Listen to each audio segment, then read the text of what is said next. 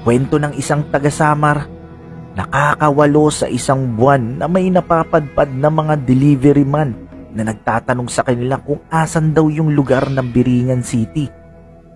Kasi raw, may nag-order daw sa kanila mga furnitures, sasakyan, sako-sakong semento, at marami pa na galing ibang bansa pa yung iba. Yung iba naman galing Manila o Cebu. Nasa headlines din daw nung 1980s na ang Pilipinas ay one of the richest country because of the enchanted lady called Carolina. May mga ulat mula sa Japanese company na nagpapakita ng maliliwanag na lupain sa sinasabing lugar ng Biringan. Kaya inakala nila na ito ay hitik at sagana sa deposito ng ginto at uranium. Dali-dalian silang nagtayo ng worksite sa bayan ng San George, ngunit maraming mga di inaasahang aksidente at pangyayari ang nagaganap dito. At isa ito sa nagiging rason kung bakit nahinto ang proyekto. May isang cargo ship na may dala-dalang appliances at materials na i-deliver daw sa Biringan City. As requested by the client, gabi nila i-deliver ang mga ito.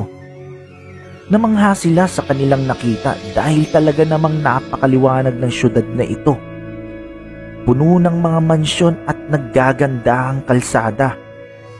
Pagkagising ng mga sakay ng barko, mas nagulat sila nang makita nilang mga malalaking puno na lang ang kaharap nila.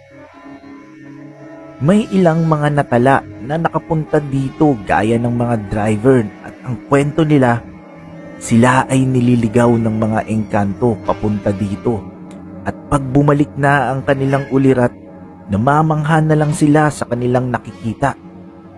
May mga mangingisda din na nagsasabi na kung minsan ay kulang ang kanilang huli. Namamalaya na lang nila na napupunta sila sa isang tahimik na karagatan at madami na ang huli at sa gustuhan nilang makahuli ng sagana, di nila namamalayan na nasa lugar na sila ng Biringan.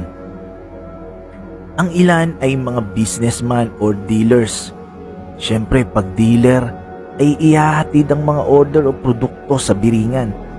Minsan nang naitala na mayroong mayamang tao sa Pilipinas na umuorder ng mga mamahaling gamit sa iba't ibang bansa at pinapadeliver sa Biringan.